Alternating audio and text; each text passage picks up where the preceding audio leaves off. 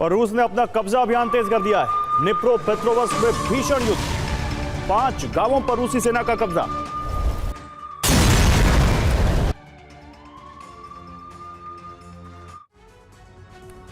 नए साल में रूस ने टारगेट फिक्स कर लिए।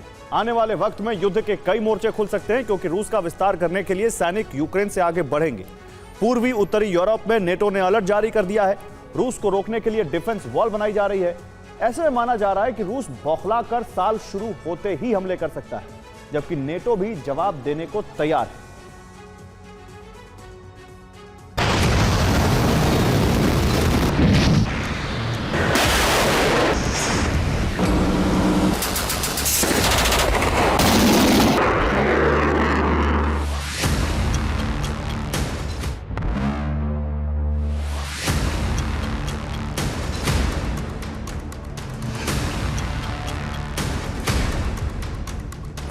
अब शांति नहीं, सुनामी आएगी।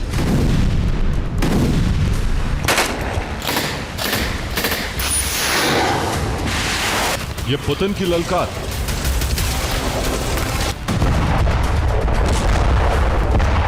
जिससे यूरोपीय देशों में हाहाकार। टारगेट फिक्स हो चुके हैं। नए साल में युद्ध की रणनीति बना ली गई।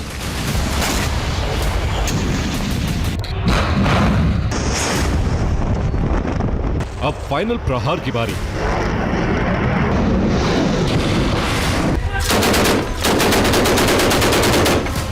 तीन सागर में इस वक्त रूस तैनाती बढ़ा रहा है। काला सागर, बाल्टिक सागर और आर्कटिक में, यानी इन तीनों समंदर से रूस 3 खास देशों को टारगेट करने जा रहा है, जहां रूस ने घेराबंदी आरंभ कर दी। नेवल बेड़े पहुंच चुके हैं।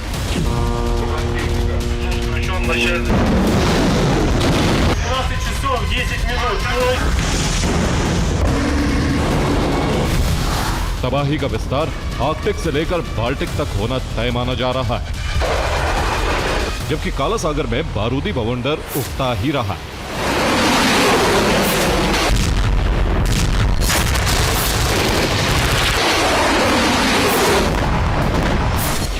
आर्कटिक के पास नॉर्वेजियन सी से रूस फिनलैंड को टारगेट करेगा, जबकि बाल्टिक से रूस तीनों बाल्टिक देशों एस्टोनिया, लातविया और लिथुआनिया के अलावा पोलैंड पर भी हमला कर सकता है, जबकि काला सागर से मोल्दोवा पर हमले की तैयारी।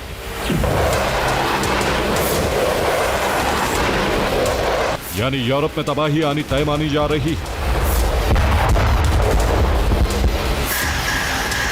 इसका अंदेशा यूरोपीय देशों को भी हो गया है, क्योंकि लंदन से लेकर बर्लिन और फिर ब्रसेल्स में वार्ता का मुख्य मुद्दा ट्रंप का शांति प्रस्ताव नहीं था, बल्कि यूरोपीय देश इस पर मंथन कर रहे थे कि पुतिन पर अंकुश कैसे लगाया जाए, क्योंकि पुतिन 2026 में रुकने वाले नहीं।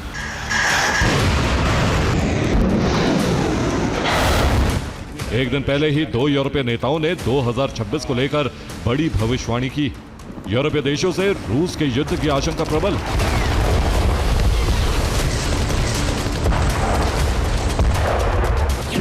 हंगरी के पीएम विक्टर ऑरबान ने कहा है 2025 शांति का आखिरी साल हो सकता है, जबकि इटली की पीएम जॉर्जिया मेलोनी ने भी खतरा जताया। उन्होंने कहा साल 2026 ज्यादा मुश्किल हो सकता है।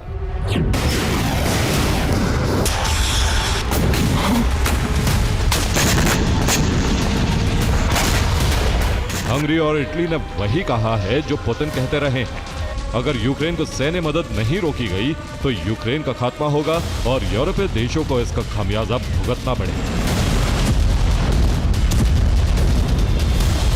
Tehát korábban ezt az egész kócerájt, amit Európai Uniónak hívnak, ezt a tanács vezette. Tehát a tagállamok vezetőinek a gyülekezete. Mi hoztuk a stratégiai döntéseket, mi öltük ki az irányokat, mi szabtunk határidőket. ऑरबान जो Putin समर्थक माने जाते हैं, उनकी ये चेतावनी यूरोपीय देशों के लिए अलर्ट है, क्योंकि हंगरी की रूसी प्रशासन में गहरी पैठ है। और ऑरबान अगर ये दावा कर रहे हैं तो उनको रूस का ब्लूप्रिंट भी मालूम है। हंगरी से अलर्ट जारी होने का सीधा अर्थ है यूरोप में विनाश अब बहुत नजदीक आ चुका है, क्योंकि 2026 बस आने ही वाला है, जब पुतिन का आक्रोश चरम पर हो।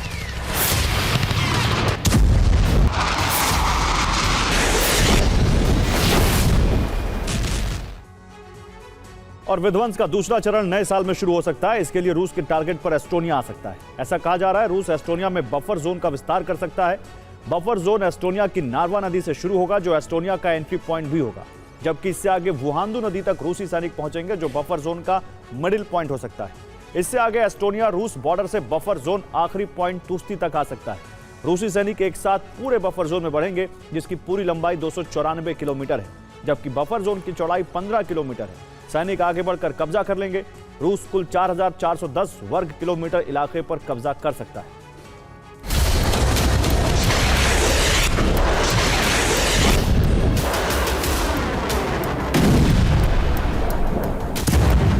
रूस के बढ़ते खतरे को देखते हुए एस्टोनिया ने रूसी सैनिकों पर तुरंत हमले का आदेश जारी कर दिया अगर रूसी सैनिक बॉर्डर पार करते हैं।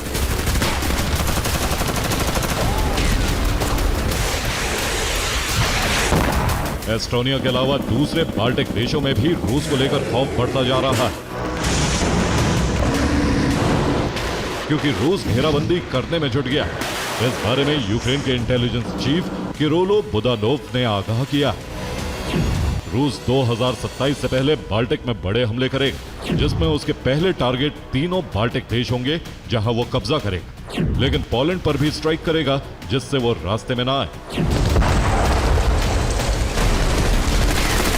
खतरा बढ़ रहा है। हालांकि यूरोपीय यूनियन ने हमेशा सैन्य मदद का भरोसा दिलाया, लेकिन यह भी हकीकत है कि सभी यूरोपीय देशों की सुरक्षा एक साथ नहीं हो सकती। इसलिए अब नाटो देश अपना सुरक्षा घेरा मजबूत कर रहे हैं। बेलारूस में हाइपरसोनिक मिसाइल ओरेशनिक तैनात करके तबाही का संकेत दे दिया। पहली बार ओरेशनिक की तस्वीरें सामने आई। 4000 किलोमीटर रेंज की यह मिसाइल टारगेट का पीछा करके उसे ध्वस्त कर सकती है। बेलारूस में रूस 10 ओरेशनिक तैनात कर सकता है।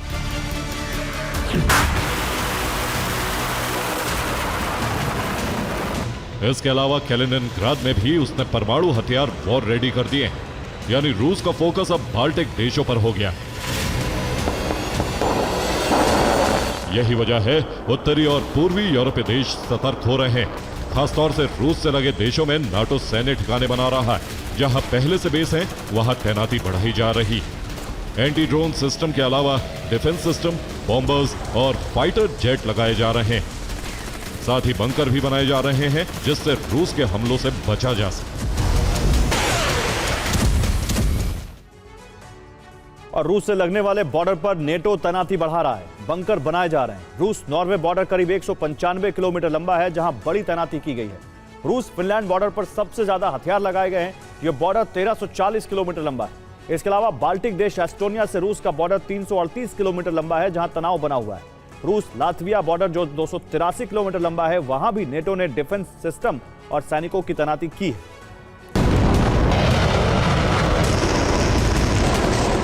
बाल्टिक के अलावा बाल्कन देशों की तरफ भी रूस की निगाहें हैं। हालांकि अभी फोकस मोल्दोवा पर है, जहां ट्रांसनिस्ट्रिया की तरह ही पूरे मोल्दोवा पर रूस का दबदबा हो जाए। इस बीच ट्रांसनिस्ट्रिया के विदेश मंत्री विटेली इग्नेटिव ने चेतावनी दी। यूरोपियन यूनियन रूस पर हमलों के लिए मोल्दोवा को जंग के लिए तैयार कर रहा है। मोल्दोवा की शांति भंग करने का प्रयास किया जा रहा है। मोल्दोवा एक ऑटोनॉमस कंट्री है, लेकिन मोल्दोवा की राष्ट्रपति माइया सांदू का झुकाव यूरोपीय यूनियन की तरफ है। इसलिए वो पिछले कुछ वक्त से मोल्दोवा में रूस के खिलाफ गतिविधि बढ़ा रहे हैं। माइया सांदू राष्ट्रपति से पहले मोल्दोवा की प्रधानमंत्री थी। उनके कार्यकाल में नाटो बेस भी बना, जबकि रूस ने ट्रांसनिस्ट्रिया में सैनिकों की तैनाती बढ़ाकर ईयू को सीधा काउंटर किया। यानी आने वाले साल में यूरोप में कई मोर्चों पर रूस नाटो में टकराव बढ़ेगा, जिसमें बाल्टिक और काला सागर सबसे अहम होने वाले। Bureau report, TV9 Bharatvarsh.